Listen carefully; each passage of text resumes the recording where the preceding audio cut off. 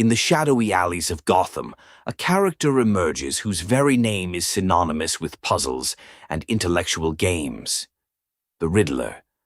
But beyond the enigmatic clues and the twisted mind games lies a deep psychological need, a hunger for recognition that drives his every move. In today's episode, we're peeling back the layers of the Riddler's psyche, exploring how his intelligence has become both his weapon and his curse. This isn't merely an obsession with puzzles, it's a desperate plea for the world to see him, to understand that he knows what they refuse to acknowledge. Let's begin with the core motivation that fuels the Riddler. At his essence, he embodies the fear of being overlooked, of having his brilliance go unnoticed. In Enneagram terms, he oscillates between Type 5 and Type 4, where the investigator's thirst for knowledge meets the individualist's yearning for identity and significance. His core desire is to be acknowledged as the smartest person in the room, yet this very desire is shadowed by an intense shame, a fear that without this recognition, he might be nothing at all. His formative ecosystem is one of isolation and intelligence. Whether it's Edward Nygma in Jim Carrey's flamboyant portrayal or Paul Dano's haunting Edward Nashton, the Riddler's environment is a breeding ground for his intellect, a place where his cleverness was perhaps noticed, but never truly celebrated. In Dano's version, we see a Riddler who is not just ignored, but actively marginalized by society. His intelligence is a hidden gem, buried beneath layers of grievance and frustration, a stark contrast to Carrey's version, where performance and flamboyance are tools to gain admiration. Relationships play a pivotal role in shaping the Riddler's strategy. In Carrey's depiction, Edward Nygma's need for admiration is fed by the thrill of performance, each riddle a performance piece designed to capture attention. But when admiration turns from a joy into a necessity, it becomes a cage. The more he needs, the less satisfaction he derives from each victory. Conversely, Dano's Riddler is less about public performance and more about personal vendetta, his grievances simmering just beneath the surface. Both versions, however, reveal a man who is validated not by his conclusions but by whether others will finally admit he was right all along. As we trace his chronological arc, we see how this motivation manifests in pivotal moments. For Carrey's Nygma, the turning point is the transformation from an underappreciated employee to the theatrical Riddler, each victory another confirmation of his brilliance. Yet, the shadows whisper that it's never enough. In contrast, Dano captures a more subdued yet sinister transformation, where each riddle is a tool for moral exposure, a demand for society to confront its own blindness. His arc is more an unmasking of the societal wounds that shaped him, demanding correction not through showmanship, but through exposure.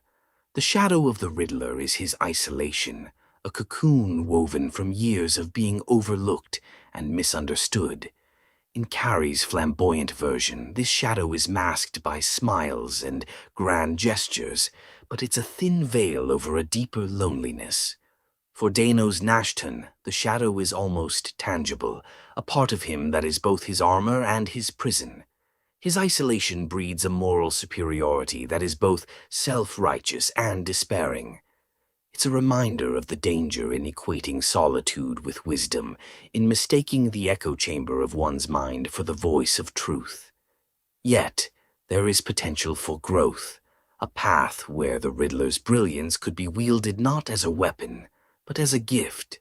Imagine a Riddler who finds validation not in others' eyes, but within the quiet confidence of self-acceptance, where his need to be recognized shifts from compulsion to choice, allowing him to see others not as opponents to be outwitted, but as partners in a grander game. If he can learn to release the stranglehold of shame, to let his intelligence flow freely without the chains of external validation, his intellect could illuminate rather than intimidate. In the end, the Riddler's tale is a mirror reflecting our own need for recognition, our own yearning to be seen and understood. As we watch him walk the line between shadow and light, We are invited to ask ourselves, how often do we cloak our fears in the guise of genius? How many riddles do we construct to hide the simpler truth of our own vulnerability? The Riddler, in his quest to make the world admit his brilliance, challenges us to confront the puzzles within our own hearts. His story is a labyrinth of the psyche, each twist a reflection of the human condition. The Riddler, in his pursuit of answers, inadvertently poses the most profound question. What does it mean to truly be known? His riddles are not just challenges to others, but cries for authenticity, for an existence where he does not have to wear a mask, even when he is most hidden. The Enneagram can reveal how this complexity unfolds within him. As a Type 5, the investigator, his quest for knowledge is insatiable. But beneath this thirst lies a fear of incompetence, of being seen as incapable or irrelevant. In moments of stress, this fear becomes a self-fulfilling prophecy. The unhealthy 5 retreats into a fortress of information, building walls of complexity that both protect and imprison. It's a paradox of isolation, seeking solitude to understand, yet in doing so, severing the ties that could provide the very clarity he desperately seeks. His riddles become increasingly intricate, not to enlighten, but to obscure. The intellectual becomes the trickster, weaving webs where simple truths drown in a sea of misdirection. When glimpses of growth appear, however, the transformation is profound. The healthy 5 finds the courage to step beyond fear, embracing moments of interaction where vulnerability does not dilute his intellect, but enriches it. Instead of using knowledge as a weapon, it becomes a bridge. The Riddler's potential for connection mirrors the essence of the Enneagram Type 8's healthy state, a champion who uses strength not to overpower, but to empower. The duality of his character is reminiscent of the Jungian shadow, the part of the psyche that holds the repressed desires and fears. In his darkest moments, the Riddler embodies the shadow's destructive potential. His riddles expose societal hypocrisy, yet they often lead to chaos rather than understanding. But herein lies the gift. By confronting his shadow, he can integrate these darker aspects, transforming rage into insight and isolation into leadership. This integration requires the Riddler to recognize that his perceived enemies, be they societal norms or personal demons, are reflections of his own unresolved conflicts. The mentor archetype within him has been twisted into a tyrant, demanding respect through intimidation. Yet the true mentor seeks to uplift, to guide others toward enlightenment rather than subjugation. The interplay between him and his adversaries, like Batman, exemplifies this struggle. Batman, another quintessential Type 5, operates from a similar place of understanding, but channels it through action and protection. Their dynamic is a dance of shadows and light, each reflecting the other's internal battles.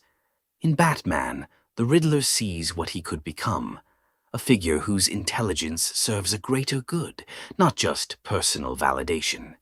Batman's presence challenges the Riddler to question his motives, to consider the impact of his actions beyond the personal realm. As we delve deeper into his psyche, we uncover universal truths. The Riddler's story is not just his own, it is a commentary on our societal constructs.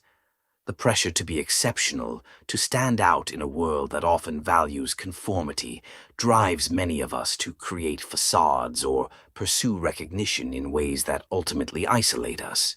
His journey is emblematic of the struggle to reconcile individuality with community, to navigate the tension between self-assertion and the longing to belong. In a broader context, the Riddler's evolution from antagonist to potential ally mirrors the hero's journey archetype. It is an invitation to embrace the unknown, to venture into the darkness in search of the light. His potential redemption lies in embracing his full humanity, acknowledging that his riddles might mask brilliance, but they also hide fears that every person faces. the fear of insignificance, of being unseen in a world that often overlooks the quiet genius. Through the Riddler, we are reminded that the path to wisdom is not a solitary one. It is paved with the willingness to confront our shadows, to question not just the world around us, but our place within it. In doing so, we might find that the greatest riddle is not about outwitting others, but understanding ourselves.